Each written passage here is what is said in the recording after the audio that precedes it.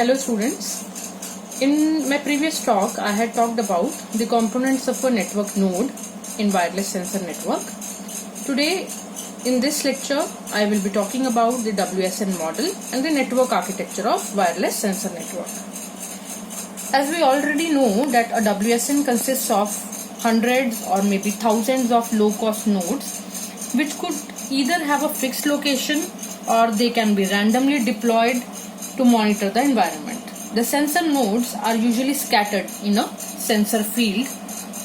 These all are nodes, A, B, C, D, E. These all are various kinds of nodes and they are not fixed. Their number is not fixed. They are deployed in a sensor field.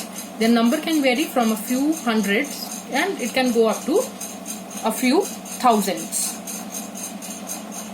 Now they are randomly deployed to monitor the environment and they are scattered in the sensor field as shown in this diagram. Now due to the small size, these nodes have a number of limitations. The sensors usually communicate with each other using a multi-hop approach. The flow of data ends at a special node which is called as a base station and sometimes it is also referred to as a sink.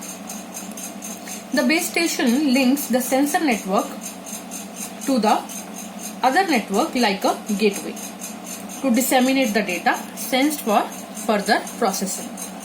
Now the base stations have enhanced capabilities over simple sensor nodes since they must do the complex data processing and must also have enough memory and energy for storage and computational power to perform their tasks as well.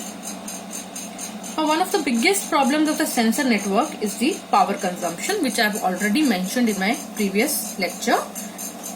Since the nodes, they do not have an unlimited power, they have an inbuilt battery, and once the battery is exhausted, their life comes to an end.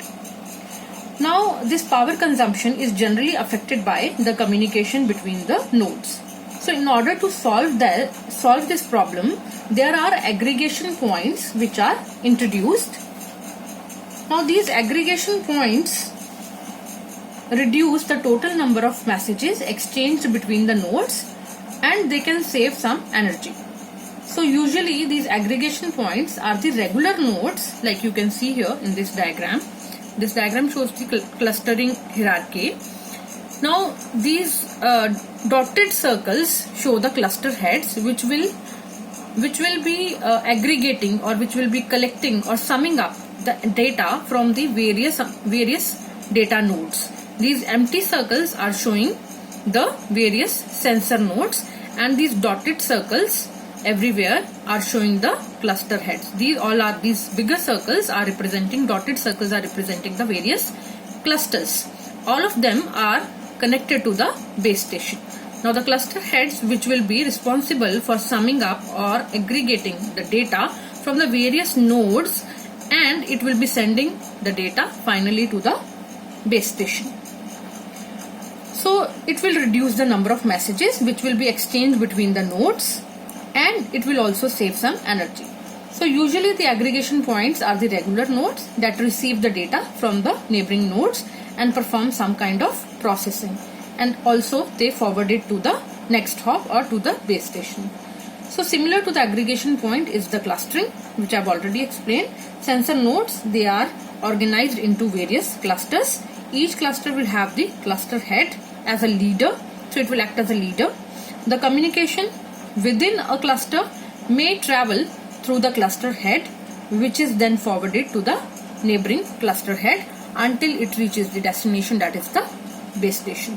So another method to save the energy is to set the nodes to the idle or into the sleeping mode. So if they are not needed, they'll be going to the sleeping mode and they'll wake up only when they are required. That means whenever they are required to transmit the data or to collect the data. So this was regarding the network architecture and the clustering hierarchy.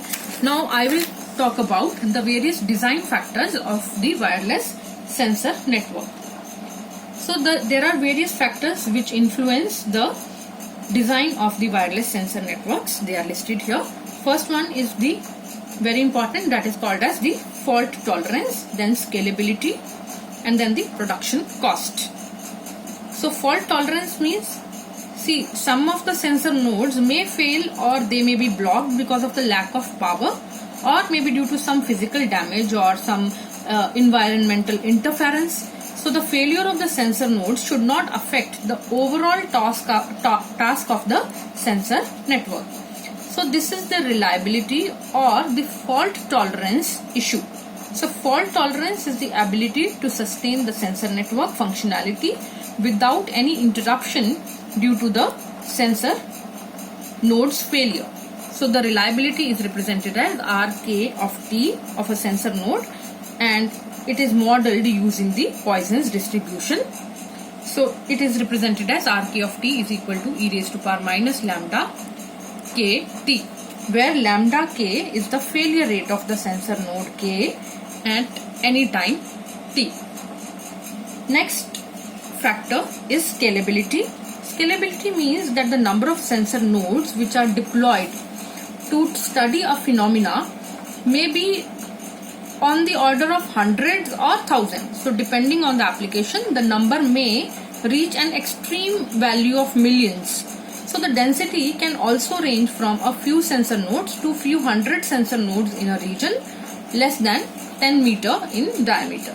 So the density, which is represented as mu, can be calculated as mu of r is equal to n pi r square by a, where capital N is the number of the scattered sensor nodes in a region, capital R is the radio transmission range, and mu of R is the number of nodes within the transmission radius of each node in a region. Now next thing is the production cost. Now why this factor is very important here is since the sensor network consists of a large number of sensor nodes. Because of the large number of quantity, the cost of the single node is also very, very important to justify the overall cost of the network. So the cost of each sensor node has to be kept low, and it should be as low as $1. So I mean it should be minimum so that these sensor nodes can be deployed or it can be made at an affordable cost. Thank you.